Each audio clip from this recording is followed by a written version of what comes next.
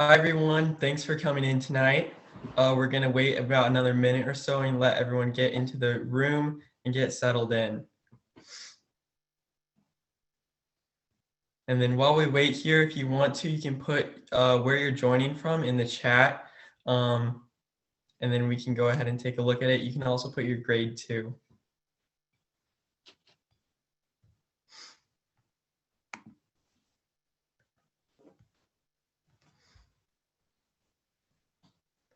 Cool. We have some people from Texas.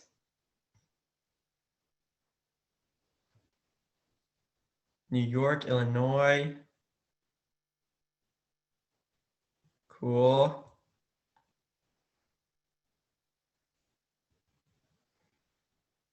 Looks like we're from all over the country. That's great. I saw Puerto Rico. I saw Yeah, England. Yes.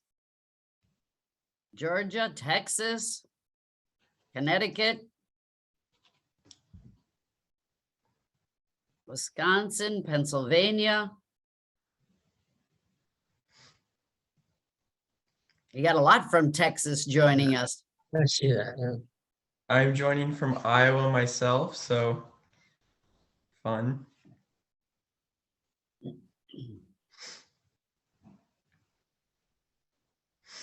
Okay, so we're probably going to get started now.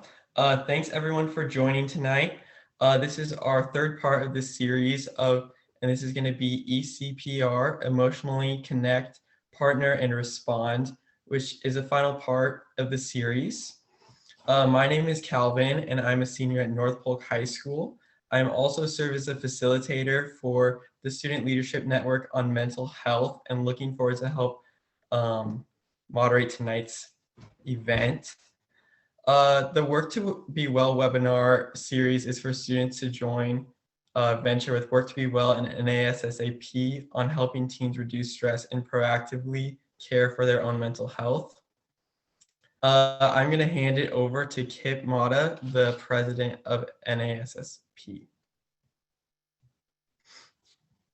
All right, Kelvin, thank you very much. I appreciate it. Hello, everybody. It's great to see everybody. This is an international webinar. It's pretty cool. But I want to welcome everybody to tonight's session on emotional CPR, emotionally connect, partner, and respond. My name is Kip Mata, as Kelvin already told you, and I'm the president of NASSP, National Association of Secondary School Principals. And we're the parent organization of the National Honor Societies and the National Student Council. And our goal is to bring together student leaders like yourselves from around the country and obviously around the world, because this is pretty international. See people from England and Puerto Rico. That's pretty cool.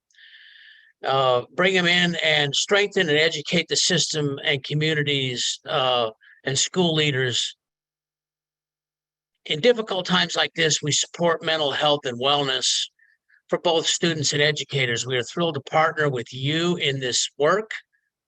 We are also thrilled to partner with Work to Be Well, a wellness program for teens wellness across the country, and working to normalize the conversation about mental health so that we reduce the stigmatism around actually going to ask for help.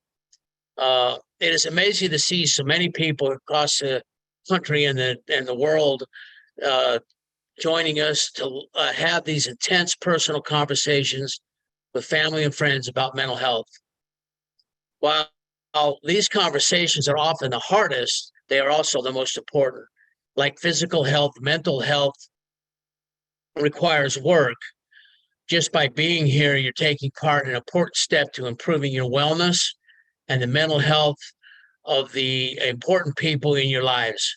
Congratulations, and thank you for putting in the work. In just a moment, I'll turn it over to the expert panelists, but a couple of notes. First of all, if you write anything in the chat, please be respectful to the other people.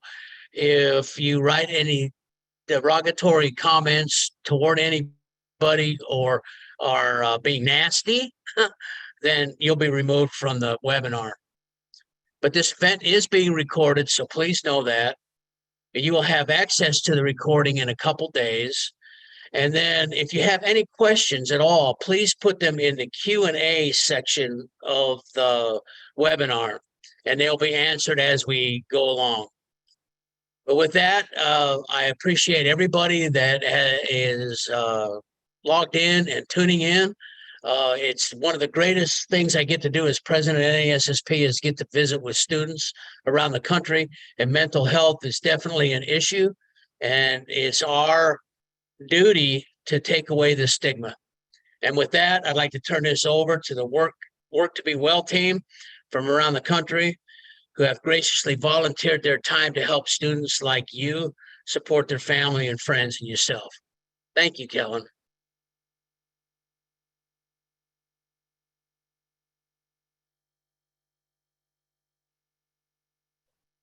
All right, I think that's my cue to get us started. I am Dr. Robin Henderson, and I'm going to share my screen here and ask my co-presenters to introduce themselves. Hello, everyone. My name is Mohammed. I'm from Pittsburgh, Pennsylvania, and I work to be well by swimming. I'm a swimmer, so I love being in the water. Ash, how do you work to be well? Hi, I'm Asher. I go by Ash. I'm from California, and I work to be well by singing and dancing with my drama club at school. And I am Dr. Robin Henderson. I am the Chief Clinical Officer for Work to Be Well.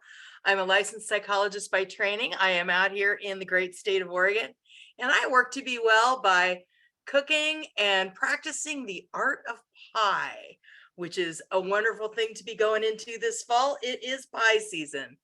But today we're here to talk with you about how we can emotionally connect, partner, and respond.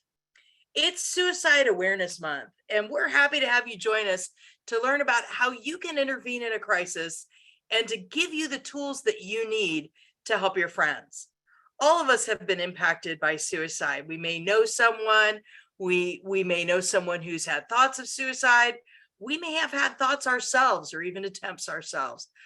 And we may know people who've completed suicide, and we know that the impact of this on our families, our friends, our schools, our communities is immense. And we know that when something like this happens, people always ask, well, what could I have done and what could I do?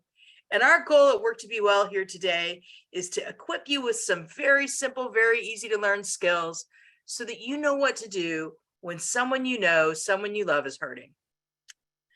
Before we get started, I'm going to go ahead and read the disclaimer that reminds everybody that this lesson is for informational purposes only and is not intended to be a substitute for professional medical or behavioral health advice, diagnosis, or treatment. Always seek the advice of your physician or a qualified mental health provider with any questions you may have regarding a mental health or medical condition. So let's get going. We want to preface this webinar by saying that some of the content we are going to be discussing can be difficult. Any content about mental health can be triggering for some students. So we just want you to know that if you need an emotional timeout to take care of yourself, that is perfectly okay and encouraged. Here are the resources such as Youthline and Teenline, and the new number 988 is also available, which when you call or text, someone will be with you very shortly. We want you all to feel secure during this webinar, so please, at any moment, if you feel you need to take a break, please do.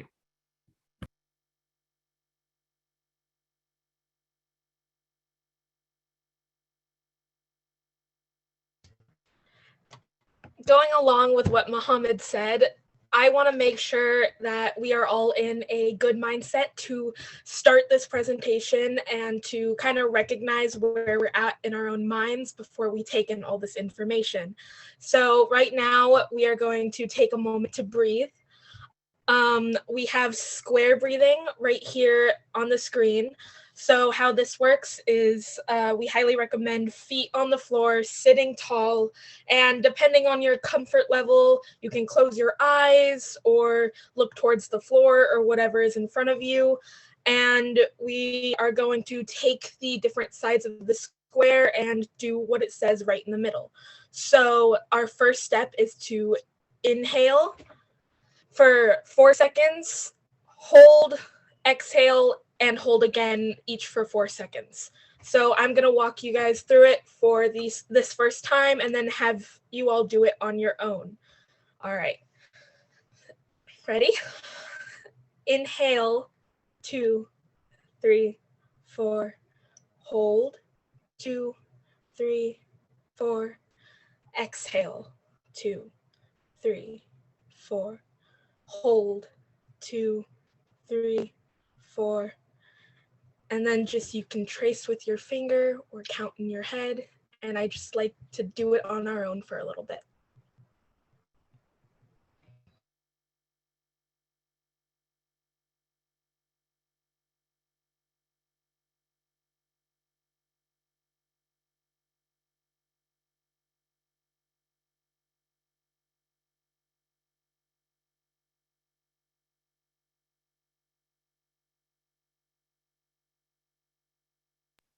So we just want to get a gauge of how everyone is feeling today. So we have various pictures here that can demonstrate various different moods and emotions. So feel free to put it in the chat what you're feeling.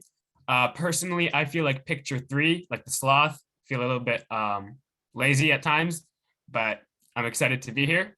So feel free to put the number that corresponds to you. I think I'm feeling just kind of like tired. I'm ready to do this. Especially after breathing, I'm ready to be here, ready to learn, and ready to present. And I'm feeling kind of like the folks in number 1, where I've had a day where I am lifting up all kinds of things and working hard, and I'm ready to keep working hard with you all today. So let's keep going. You know, we all know how to respond to a physical health crisis. If someone breaks their leg or if someone has a heart attack, you know, we know what to do. We've seen YouTube videos of CPR. We know to call 911. We know that oftentimes there's an AED machine up on the wall that you pull off and it automatically tells you what to do.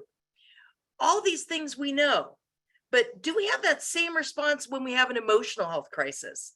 How should we respond? I mean, obviously we know if someone's actively suicidal and we know that we can call 911, but what else is it that we do? And that's what we really want to talk with you all about today. So as Dr. Robin mentioned, we know what to do when the physical health is endangered. Call 911. But many people are not aware how significant mental health is and how there's a mental health crisis prevalent today. 1 in every 6 youth aged 6 to 17 experience a mental health disorder each year. And this is a very unfortunate statistic to hear, and it's only going to grow if nothing is done.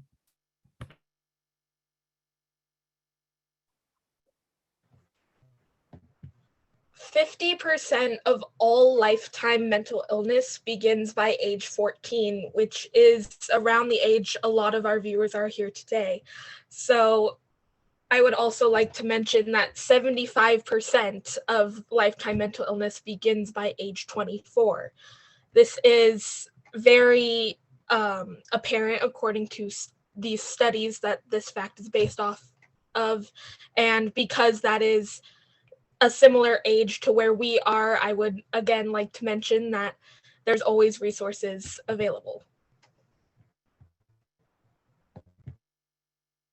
So in the United States, suicide is the second leading cause of death among people aged 10 to 34. And this is very disheartening to hear that people are the cause for their own death because they feel like they don't have any help, they are isolated, and that no one cares about them.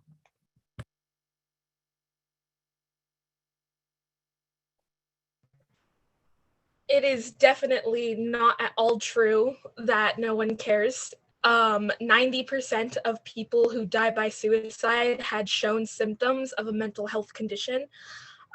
So we're here today to kind of look at what we can look for when it comes to recognizing those mental health symptoms and what we can do to help. So I want to ask you all, what are the warning signs of an emotional health crisis? You know, let's take a few minutes here and put some in the chat, and let's see if we can work together and come up with what are some of the signs that somebody's in a mental health crisis, having an emotional health crisis, having difficulties. Irritability is a big one.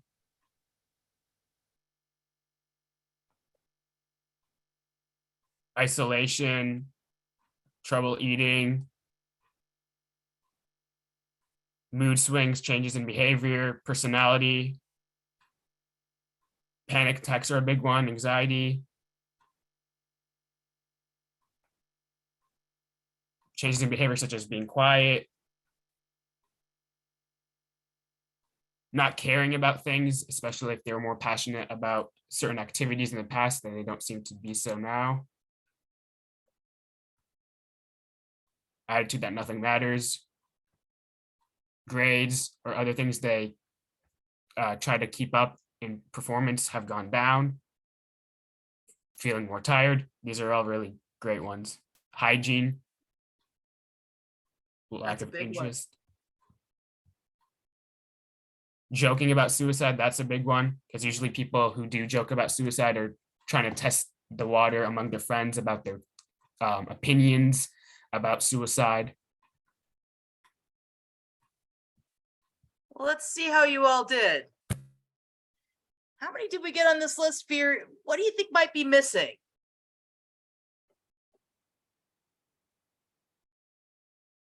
Yeah, we have the inability to perform the daily tasks, rapid mood swings when people can be pretty volatile, increased energy levels like agitation, verbal threats, abusive behavior towards themselves or towards other people, isolation from usual daily activities and people, losing touch with reality and paranoia. And I want to call out, Mohammed, you brought up the one about people joking about suicide.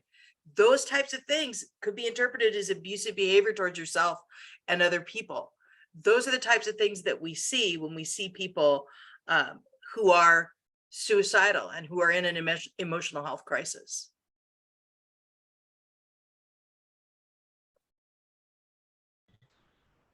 So 40% of teens turn to friends for help with problems online. It's more likely that you'll have first contact with a friend or peer about your emotional health rather than a medical provider, the people that are trained and go to school to help you. And it's also seen that 48% of teens do not turn to their parents for help with problems online. Mohammed, do you have any experience with this that you're willing to share? Actually, I do. In the past, friends have come up to me talking about how they've been bullied on social media or on online gaming platforms, games such as Clash of Clans, where you're allowed to talk with other people through the game. People have come up to me sharing how they've been harassed online, how derogatory comments have been made about them, and they've come to me and I wish I knew then what I could have said to help them.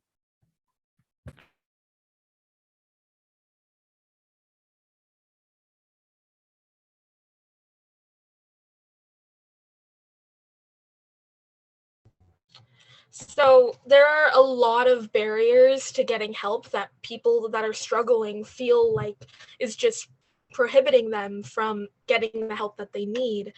A lot of teenagers, I've seen this in some of my friends, and I'm sure there are people out there that are watching right now that can relate to adults. It doesn't feel like adults take you seriously.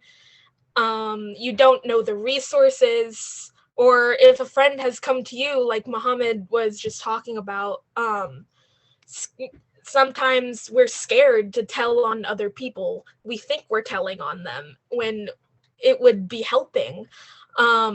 If they really do need that help and they are struggling, sometimes as friends, we are afraid of losing a friendship. And it can be very scary. So I want to put the question out to the audience. Is there a barrier here that you identify with the most, if you are comfortable sharing? And are there any that you would like to add to the list? I see a lot of relatable ones on here already are definitely open to hearing what you guys think.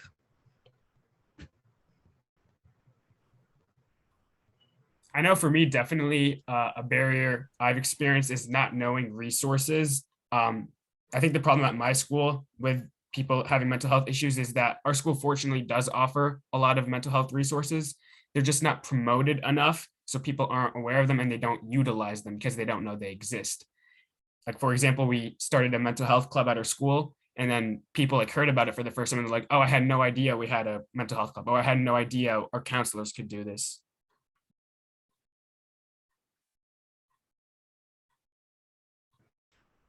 Yeah, and the clubs and the resources are great. I mean, we can eliminate a few barriers by being informed ourselves, by being trained, learning about it, and being ready to help.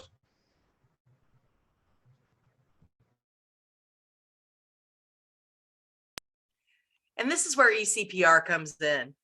Emotionally connect, partner, and respond. We're going to go through the steps of this program for those of you who are wanting to learn how to help somebody who may be having a mental health crisis. So we're going to take a few minutes here and we're going to walk right through these steps so that you can do it too.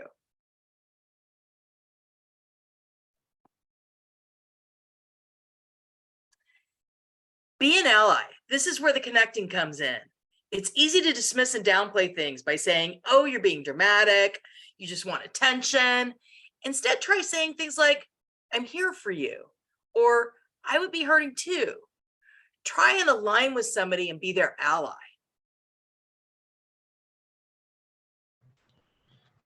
On top of that, be a meaningful listener.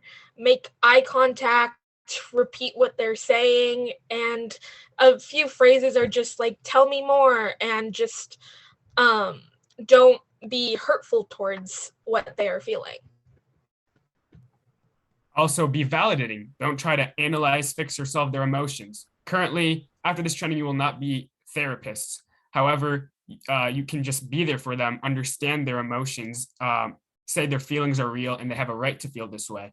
Also, don't try to empathize with them and bring an experience where you felt a similar way. You just want to allow them to express their feelings, focus on them. Don't try to bring your own personal experience into it.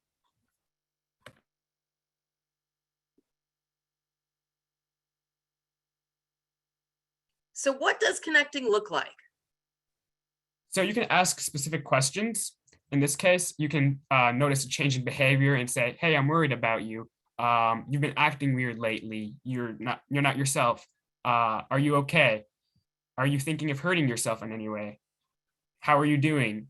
And if you know there's been a significant event that's occurred in their life that may cause their mental health to decline, you can be like, how are you doing since event XYZ happened? Do you want to talk about it? Do you want to go anywhere to take your mind off of it?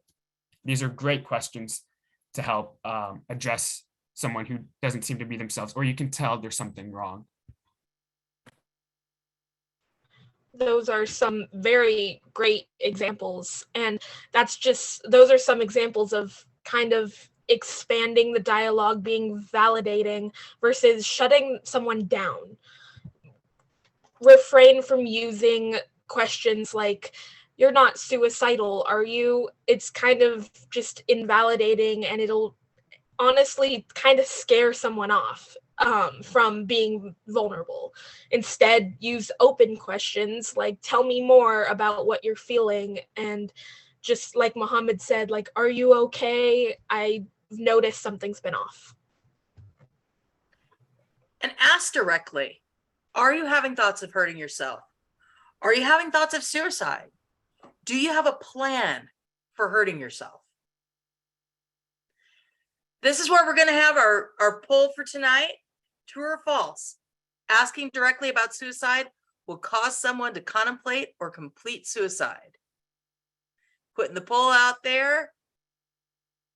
Let me know if you can't see this. I'm pretty sure you can.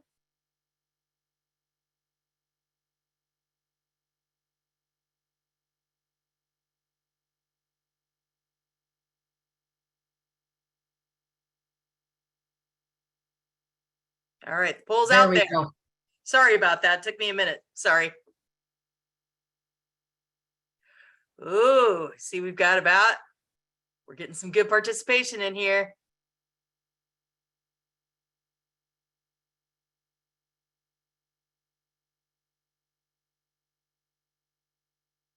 Oh, we're looking good. All right, let's wrap up this poll here.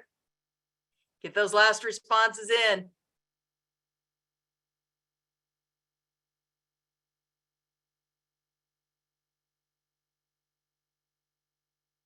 And there we go. Asking directly about suicide will not cause someone to contemplate. That is false.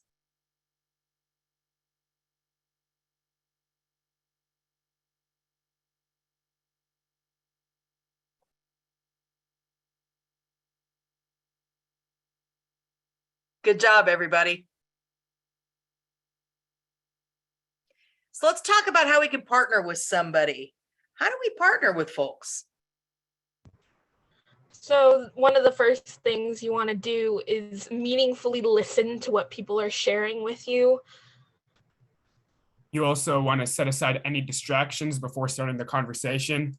Obviously, cell phones. You don't want to be on your phone when someone is admitting feelings to them or talking about something that's really hard to talk about them. You want your full attention to be on them. And like we had mentioned before, don't try to analyze, fix, or solve their problems or what they are being vulnerable with you with. It's enough to just hear, listen, and acknowledge them, make sure they are being heard. What we really want to do when we partner with somebody is to validate the emotions that they're having. Everyone experiences things a little bit differently, and everyone needs to just be understood, regardless of how we may feel about something. It may be really, really trivial to you, but to this person, it could be their whole world. And it could be something that, you know, a lot of times when people are in this emotional state, things that are really trivial seem larger than life, larger than they can manage. What you want to do is point out to them that you just want to validate what they're describing. You don't want to try and trivialize it and describe it and say, oh, this really isn't that big a deal. Because to them, it is the big deal. You want to be that partner who is there really to just validate what they're feeling. Don't try and fix it or solve it, like Ash said. Just be there with them and be their partner. So how do you partner with a person in need when they don't want to be connected? Well, the biggest reason people don't want to connect is they feel like nobody cares about their problems, or they feel their problems are too minor for others to care about. So if you offer your support and say, I'm worried about you, I just want to make sure you're supported. Don't force them to be like, I need to help you, I need you to do this. Just opening up the option for them to be able to talk to you is a great way to help them remove that barrier from talking to other people. And if you feel like they need extra support that you, as not a therapist, cannot help with, anonymous call to a hotline is a great way to help someone, and we will review those hotlines in just a second. Or connecting with a trusted adult is also really, really helpful for someone that needs to be heard, but you cannot put the responsibility on yourself. You know, a lot of times people will ask, what if my friend gets mad at me because I want them to be safe? And the reality is, it's okay. You did the right thing by trying to help. I would much rather somebody get mad at me for trying to help them when they didn't need help than to lose my friend, than to have somebody go through the pain of suicide attempt, of even that contemplation piece, or God forbid, completion of suicide. Because it's essential. Everybody needs to understand that you don't have to hold this information alone. And if you're scared and want to figure out how to talk with somebody about this, that connecting with a trusted adult or even calling the hotline yourself can be a really important way to get those pieces together so that you can know and have confidence when you're going to partner with somebody.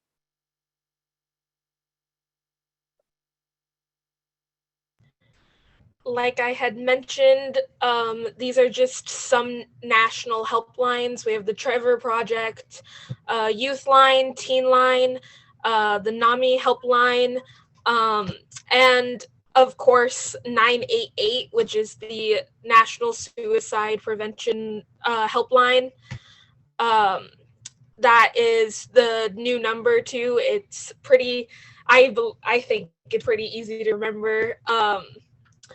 And of course, just researching if you need it or if someone else needs it. Local hotlines are always something to look into to see if you have those around your area. I know personally there are some resources at my school. We have some pretty great teachers, some pretty great counselors that are known for being a safe space on campus. So there should always be someone you can go to if you need help, or a trusted adult you can go to if someone else needs help. So now we want to talk a little bit about the R, respond.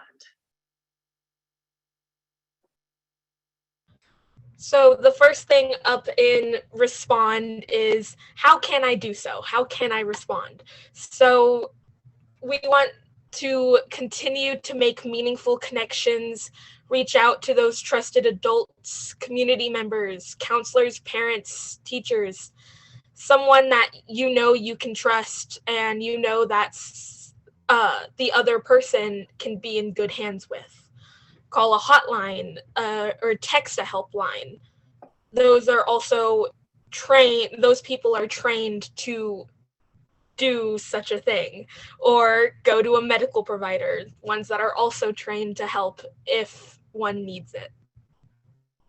And then there's also responding on social media. Social media has made it easier for us to communicate online. So if it's harder for you to have that face-to-face conversation, you can check in and reach out to that person through a social media resource.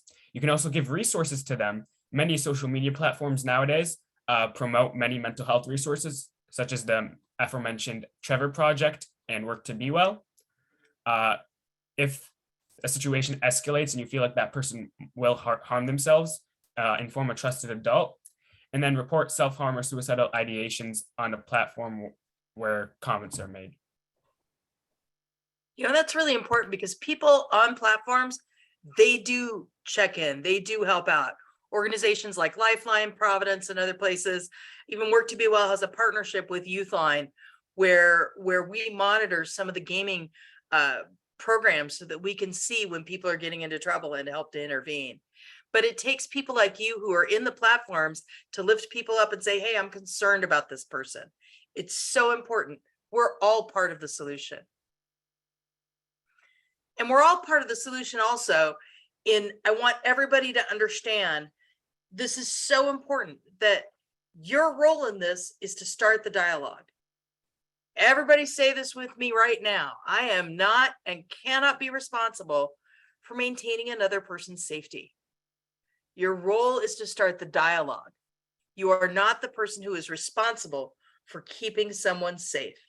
ECPR is here to give you tools that you can use, tools in your tool belt that you can take with you so that you know what to do, but you're not responsible for keeping someone else safe.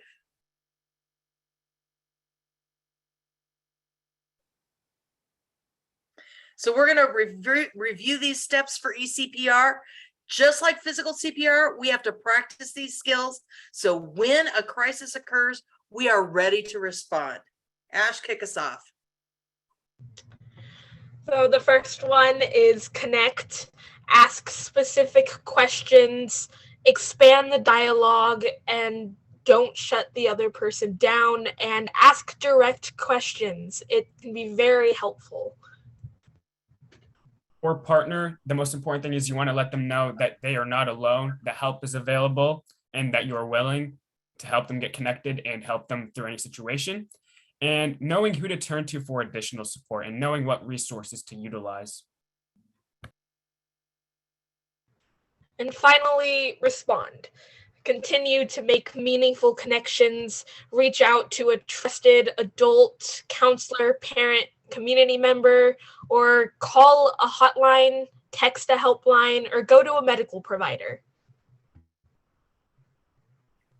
So I want us to take an opportunity to role play some of these. And this is one of the great things about this lesson. And I encourage all of you to use this back in your schools, because this is where it really comes to life in the classroom, where we have an opportunity to talk about some of these scenarios. And Ash and Mohammed are going to help me talk through a couple of these scenarios to see how we would respond. And again, remember, when you're doing this in an actual classroom, and all of you have the ability to do this, you can download this very, very same curriculum and use it in your own school. You can lead people through these scenarios too. So let's get started. Scenario A, an acquaintance is posting hurtful content online, telling one of your friends to go kill yourself. Ash, Mohammed, how would you respond? So I think I would check in with the person, the victim in this scenario, make sure they're okay, tell them that they're valued, and that comment was not cool at all. And I would also tell the person who said this comment that it is a dangerous comment to make. It shouldn't be welcome. It's very disrespectful, and like try to let them acknowledge the rising rates of suicide and how prevalent suicide is in today's society, and how seemingly harmless comments like these are actually dangerous and insensitive. I definitely agree with Mohammed there. When it comes to the person who wrote the comments, make sure that they are educated on how hurtful it can be to make comments like that. Make sure they know the statistics, they know and are aware of how other people are feeling and can feel, and how much of an impact their words can have. When it comes to the victim, make sure that they are well supported and that they are cared for and they know that they can get help if they need it. Awesome. Awesome. So for this next scenario, I'm going to let Ash, you and Mohammed talk this one through. Hey, Ash, I've noticed you've been acting a little bit off lately. You're a lot more quiet. You haven't been cracking jokes as much. Is everything okay? Do you need to talk? Do you want to talk about anything? Well, there's just been a lot of stress lately. I'm not really quite sure how to handle all the things being thrown my way. I get it. We're in the beginning of the school year. It's stress is going to be really prevalent now. Have you heard about Work to Be Well? It's an online website that promotes curriculum and resources for anxiety and depression. It also provides breathing techniques that you can use to help you calm down. That sounds like it can be very helpful. I can definitely check that out. Thank you. And just know that I'm here for you if you ever need any help. I appreciate that, Mohammed. Thank you so much. Well, we're going to give you people in the chat a chance to do what Mohammed and Ash just did. I want you to post your responses here in the chat. For you have a student at school who posts a photo with a caption that says, "Today is my last day." Taking a look at the questions here based on what you learned today, what would you do to help? How would you respond directly online? Who could you share this information with at school? Let's put that in the chat, and Mohammed and Ash, why don't you read some of those out? Getting an adult immediately, that's probably a trusted adult. That's probably the most important thing, because in this case, the person who is saying today's my last day, he is in immediate danger. There is obvious evidence that this might be a suicide attempt. Contacting an adult or school counselor. Try contacting them themselves, and if they don't respond, go. And if they don't respond, try to go tell a trusted adult.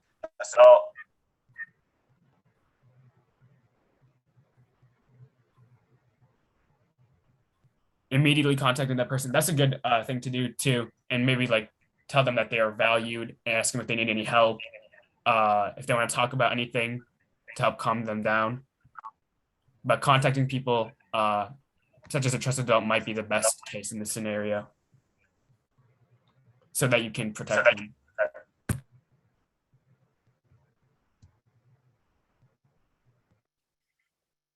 This is a difficult topic to talk about, and it's got a lot of really heavy content.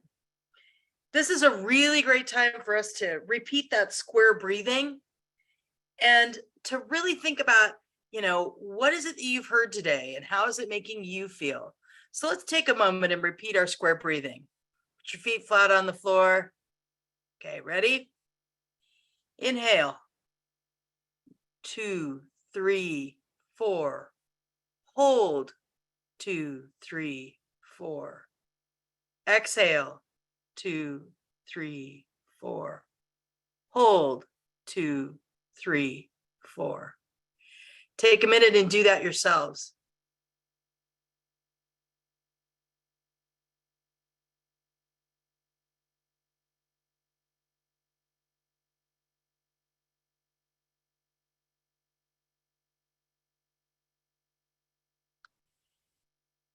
As we start to wrap up our time together, one of the things we're going to talk about are what are those resources that are available to you and review so that you know where to go to get more information and to get help if you or someone you care about needs someone to talk to. And if you're comfortable, this is a really great time to share how you're feeling. And Ash and Mohammed, I'll ask you, how are you feeling after teaching this lesson today? How does it feel to model how to express feelings to other people? What's going on for you?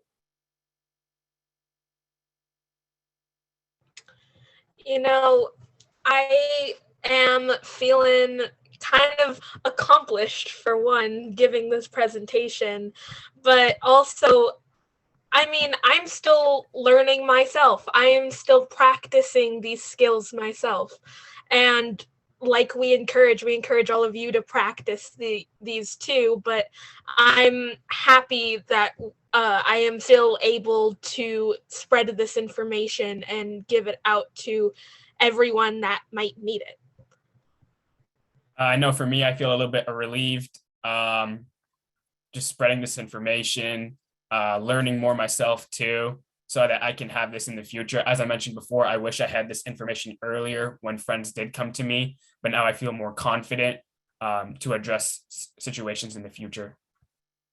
So if you guys want to put in the chat too, anything you're feeling at this time, please feel free to do so. Well, to get you going, I want you to take a minute and share what you do for self-care.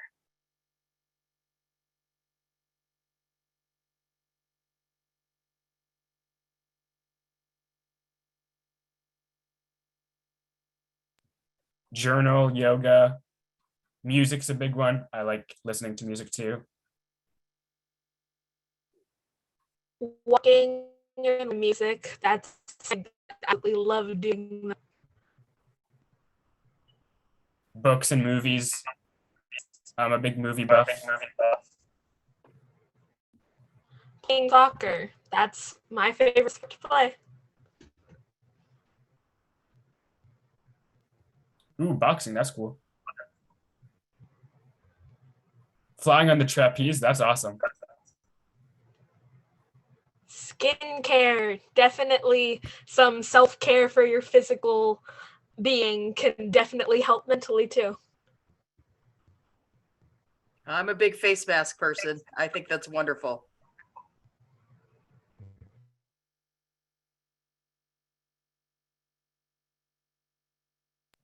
We'd like to share another resource with you. So Work to Be Well creates podcasts called Talk to Be Wells, which is done with Dr. Robin. And these are just topics, relevant topics that relate to mental health. We can be responding to changes in the social environment.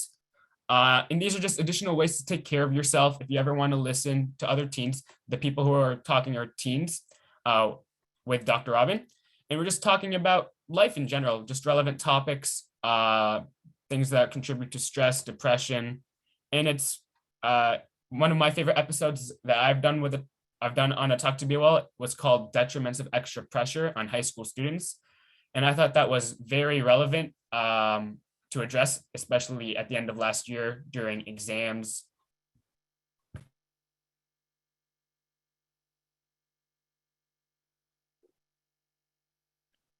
You know, one of the things I forgot to remind everybody about is on our Work to Be Well website, which is right here, on our Work to Be Well website, you can find our emotional first aid kit, which will teach you all about self-care and some of the things that we talked today, and can really help you build out your own emotional first aid kit that you can have available for you, so that you're always prepared when you get overwhelmed and you need to just take care of yourself.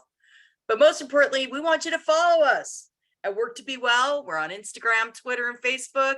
If you've got questions, you can shoot them into the chat right now, but you can also email us at support@worktobewell.org. Stay informed, stay involved. Our National Student Advisory Council is going to be doing different activities all year long that you can join in online. You can follow us on social media and learn more about them. You can listen to Talk to Be Well, which is awesome and features all of our different National Student Advisory Council members and guests every month, with 3 to 4 new episodes every month. We're super excited about all the different things we've got coming up. But we now want to hear a little bit from you. What did you learn today? Shout out in the chat what you might have learned from our lesson about emotionally connecting, partner, and respond. Please hit the QR code right there. Take a picture of that. We want your feedback on how we can improve, what we can do better. And this is that time, if you've got questions, pop them in the chat, pop them in the Q&A. Muhammad and Ash and I are here to answer any questions you've got for a little bit longer, and we'd be happy to chat more. So what do we got? I see we do have a question. So one of the questions is, when allowing yourself to be in a safe space for others to share their feelings, how should you properly respond to someone trauma dumping? That's a really great question.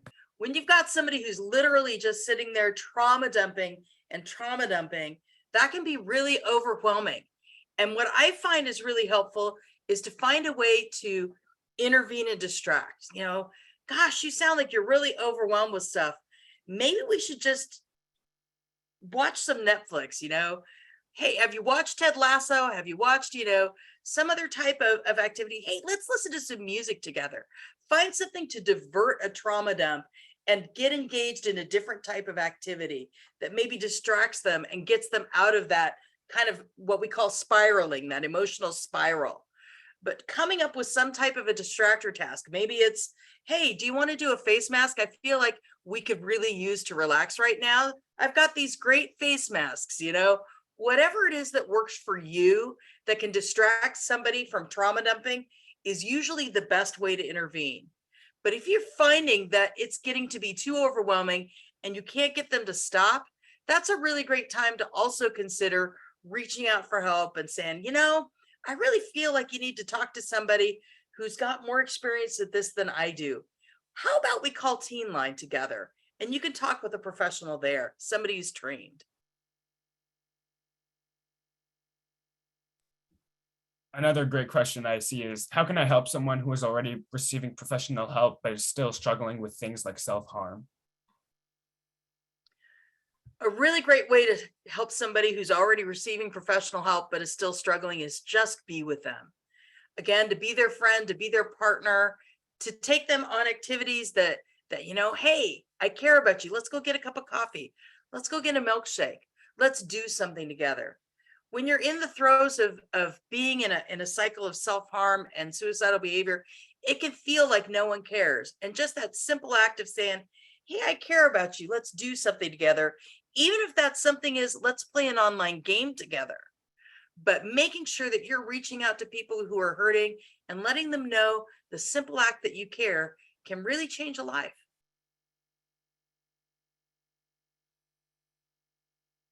And it was brought up in the chat too, like how being there for someone to vent to you can really help the person too. It shows that person that you're willing to be there for them. And often like teen to teen connections are more beneficial than professional help in some instances, where you're seeking an adult you feel might not completely understand what you're going through.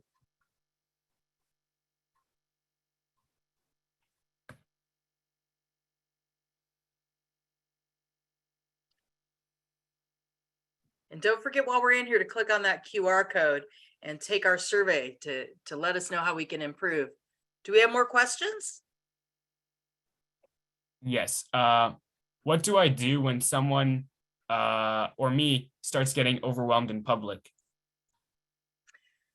That's a really great one. I know we've talked about that a lot in our curriculum on anxiety, about different ways when you're getting overwhelmed in public. Focus on your breathing, focus on your grounding. It can be really, really helpful to think about, what do you see? What are things you hear? What are things you smell? What are things you feel? Those types of things that ground you in that moment, and focus on your breathing so that you get grounded. Another way when you're in public and you start to get emotionally overwhelmed is to figure out how you can safely remove yourself from the situation. Maybe grab a friend and go to the restroom, or go outside and take a breath of fresh air. But again, anything that you can do to ground yourself, having that emotional first aid kit put together and ready is a really great tool for helping people who especially get overwhelmed in those types of public situations. Ash or Mohammed, anything you want to add to that from our toolkits? I'd say trying to remove yourself if it's a crowded area. A lot of people try to remove yourself from that area into a more calm setting, just to help you reassess your feelings. And if you're accompanying someone who's experiencing a panic attack or is overwhelmed in public, do the same so that you can talk, assess, and respond to them in a more efficient way in a calmer setting. Dr. Robin, I know you already mentioned this one, but definitely paying attention to senses. I know that is the first thing that I learned from a friend when I was struggling a little bit to ground myself, is kind of paying attention and trying to name things you see. What are you smelling? What taste is in your mouth? And just kind of getting back to reality and trying to get out of the spiral of thoughts that may be in your head, or helping someone else do that by pointing out things around the both of you, or trying to maybe ask them, but don't ask too many questions because that may also be overwhelming, but just ask like, hey, do you think you could point out something like that really stands out to you in what you're seeing right now in your field of vision? Because just bringing someone or yourself back to reality can really, really help your mental mindset.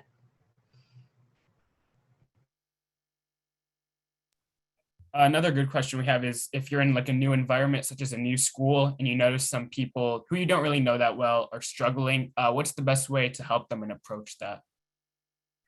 You know, when you're in a new school and you're in an unfamiliar environment, the best way to do that can usually be finding a trusted adult, a school counselor. And in a new school, it's generally going to be somebody like a new counselor, somebody who's been assigned as kind of your new teacher person, mentor that you've got there.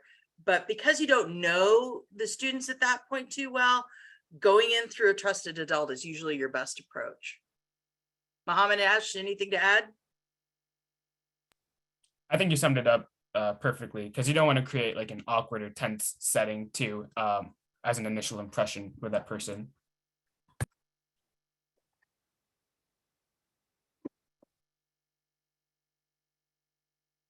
Any other questions today?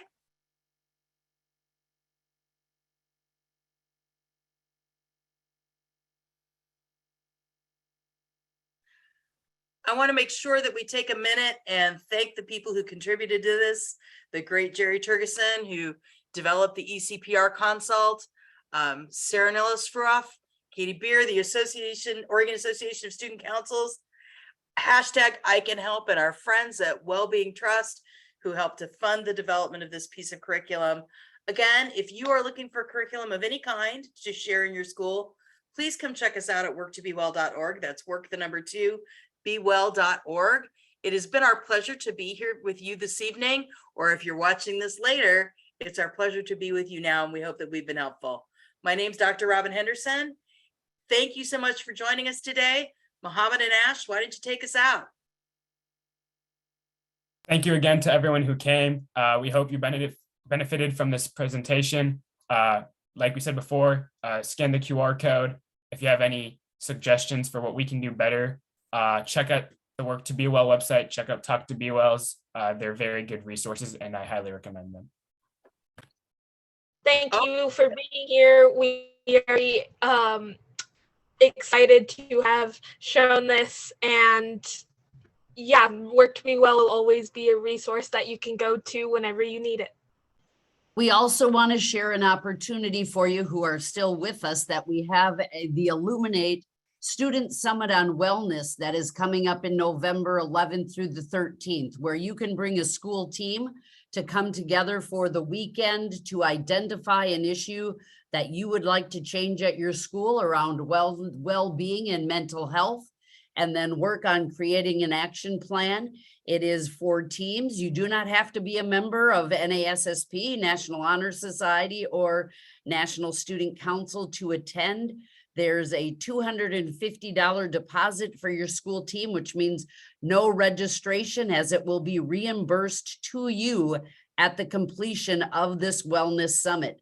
So make sure to check out the information at nassp.org/illuminate. Take that to your principal, your advisor, a teacher, and say there's this great opportunity for us to make some change. So thank you for being with us this evening. I know we've got information on the survey that's in the chat, and it is an in-person event, the Illuminate. And so we hope you can find that out. There's emails that have gone to your advisors, or once again, nassp.org/illuminate. Thank you again to our friends from Work to Be Well for this great presentation today. Calvin, do you have anything to finish us off with here? Just thank you, everyone, and it's great to see the numbers of participation, and we'd love to see you at all of our meetings to come for our mental health. Yes.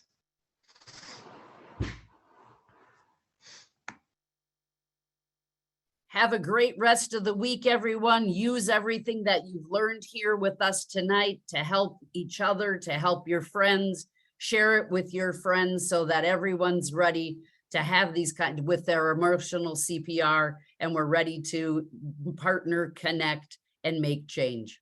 Thanks again, everyone, for being with us.